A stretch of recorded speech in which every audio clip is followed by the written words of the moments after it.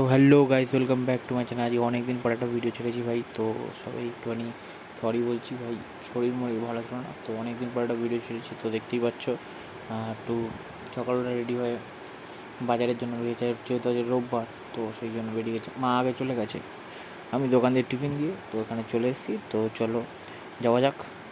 বলতে গেলে এখন ভাই এবছর অনেক গরম কম পড়েছে, কারণ রোদ্দুরটাও সেরকম নেই, তো সেরকমভাবেই যাচ্ছি। তো চলো, লেটস গো। তো দেখতেই পাচ্ছ, ভোটের পর এখন কোনো ব্যানার ম্যানার নেই কোনো জায়গায়, সবাই সবাই শেষ হয়েছে, রেজাল্ট মেজাল্ট বেরিয়ে গেছে। তো